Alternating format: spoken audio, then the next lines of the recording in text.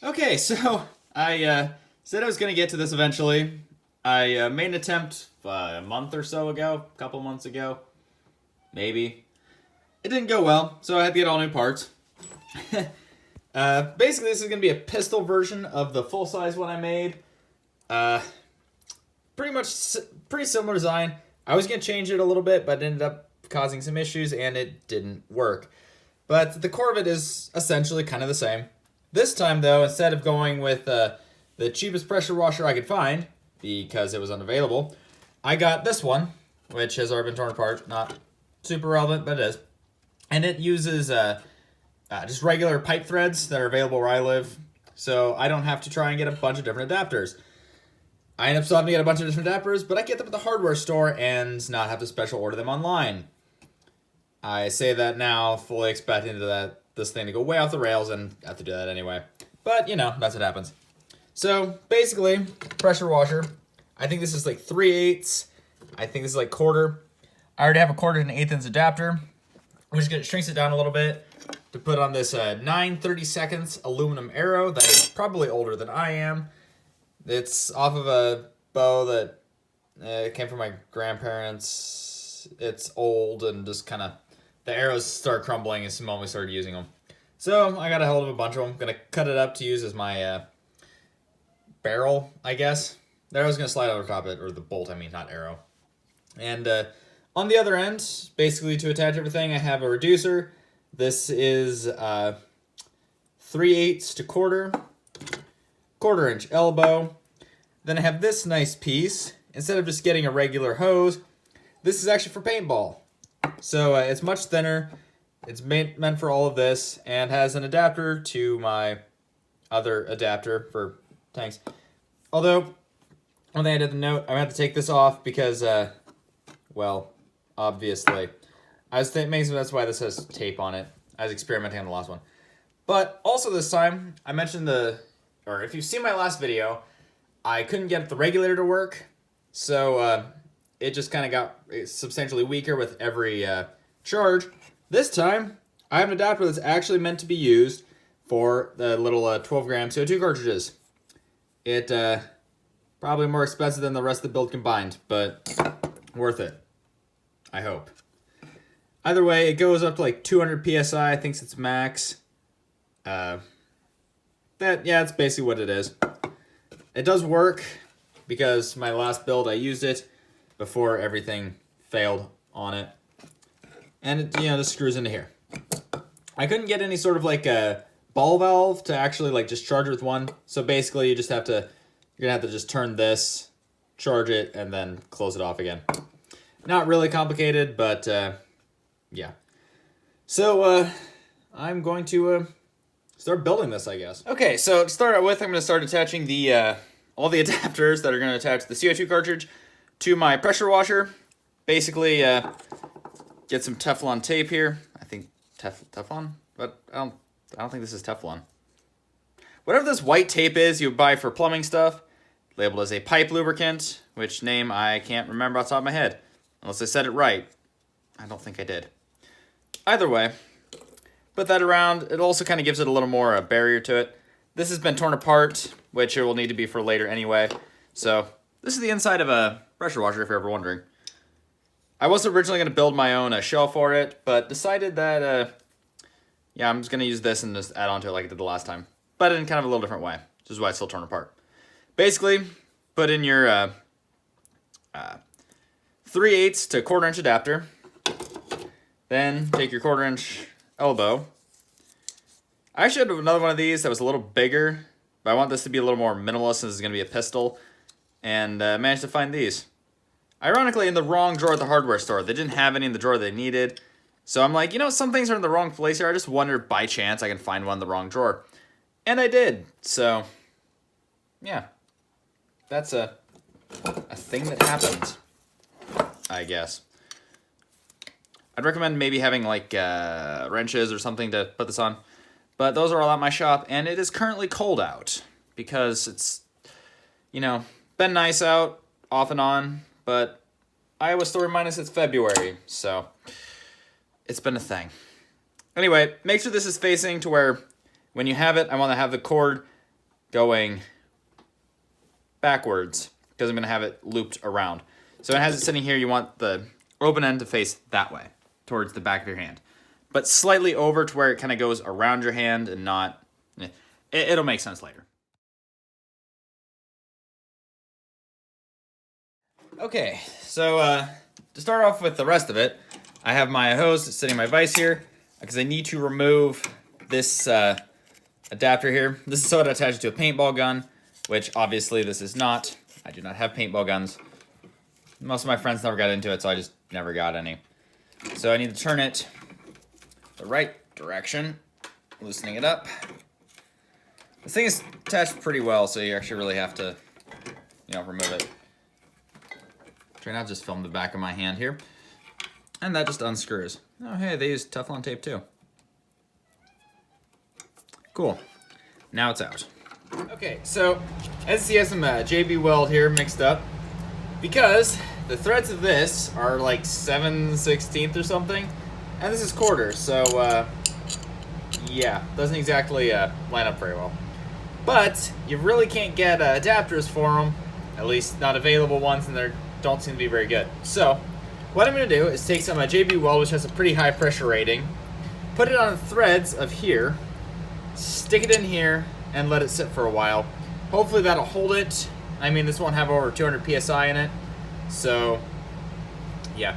Also want to make sure it's lined up to where this fits on the side. I don't know if I'm on camera, like so. That'll probably make a little more sense in the future, but for now, I'm just going to put a generous coating around the outside of this. Also, you want to make sure you put on the outside of the male threads, because you put on the outside, it might just, shove it in and clog up the hole, which you don't want to do. So, again, apply. I want to make sure you get it all the way around too, because if you don't, you'll get an air leak.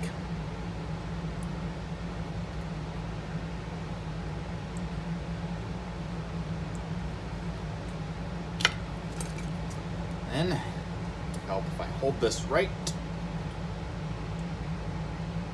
Boom. And then just let it sit for 24 hours. Fortunately for me, I have work tomorrow, so this will have plenty of time to sit while I'm at work. Ah, my hands are cold. Okay, so a lot's happened since the last clip. Mostly in the fact that that last clip was taken a couple months ago. This has been more or less sitting here for a while. Finally decided to get back into it. I've worked on this as, in between nice days. Well, then it actually just started staying nice. I've been working on a lot of other things. So, as you can see, that's dried up. It works. I tested it. I have everything attached with a barrel already done. Basically, I just cut the arrow to shape and then JB welded it in. That's a epoxy putty, so it it hardens very quickly, but it allows you to really keep in. I also added a ball valve, so that way I can actually charge the shots. I originally was going to use just the dial on here, open up the regulator all the way, and then just shut it off when you're filled up. But in testing, that was way too difficult and just took way too much. So I decided to find a way to attach a ball valve. It was again to make it work. Since the JB Weld worked there, I might as well do that. Then, as I'm getting ready to do that, I realize it's regular pipe threads, and I could just use adapters and thread a ball valve into it. So I did. Although I did have to JB Weld that one in place. Again, I didn't film all this stuff because I was trying to get it to work, but basically now it should be functional. I haven't really tested it yet, but I've been fighting trying to get the cover built. Basically, a piece of PVC pipe, 1.25 inches. The bottom here is cut out, a little bit top there because this has a knob here. Basically, it's going to slide. I don't think I can do this one-handed. Well, maybe I can. It's kind of a pain to get to, but it's going to slide over and sit over this, and then of course it's going to have my regulator attached here. It's got a small block of wood. I'm just going to JB weld it all into place. and call it good, because it seemed to work last time, and JB Weld will hold anything to just about anything. So once I get that, well, actually I'm going to JB Weld this into place too, make this one solid piece. Then once that's done, basically it's just painting it. I'm not going to show JB welding since it's kind of a process, but not really much to it. Just mix up some JB Weld, put this in. Also, you want to make sure that this is centered and pointing out straight, which is what took the most amount of time.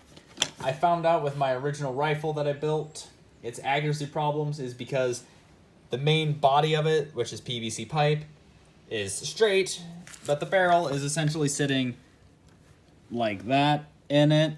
Okay, maybe not quite that exaggerated. So it flies like way up and to the right of where you're supposed to be aiming. So you can just kind of guesstimate at close range and you might hit it. But hopefully this one will be better. So for our first test with this, beyond the few off-camera test shots I did to make sure everything worked, I have my... Oh, that is fun.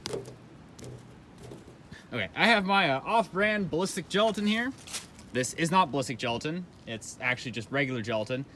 That, I think the container and the amount of water I used for like half the box, I just added the whole box, so it's pretty dense. Like, I really can't tear it. Yeah, my fingernail, like, I can kind of pry into it a little bit, but also got some scrap leather here. Super, you know, super accurate here, you know, going science. Just fold that. There we go. Yeah, science, all that. Hopefully I can hit this because I don't have a big chunk, but that's what I have. I've never really used this stuff before beyond just kind of playing around with it a couple of years ago. So I just want to see what it can do. There you go. We go through the leather and through here. I have some broadheads, so that'll be interesting. Enough talk. Let's start shooting stuff.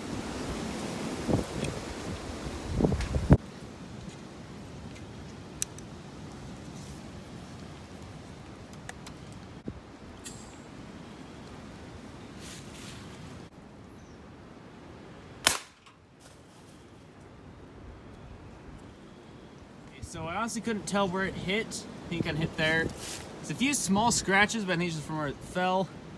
Kind of disappointing, but this is what the leather looks like. I think the leather took most of the blow, not gonna lie. So I'm gonna set it up again and see what it does against just the ballistic gelatin.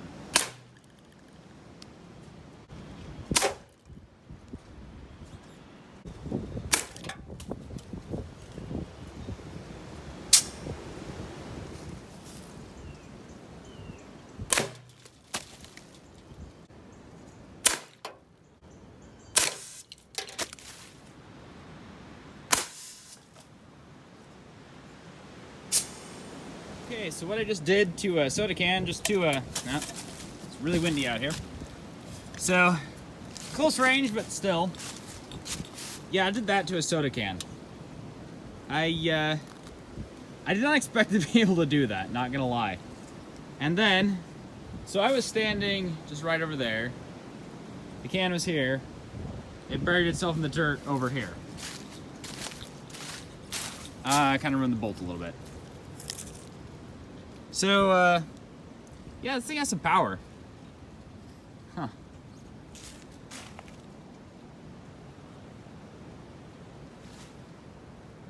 I don't know why I decided to shoot here, because now I have to carry everything out of this little gorge here, and oh well.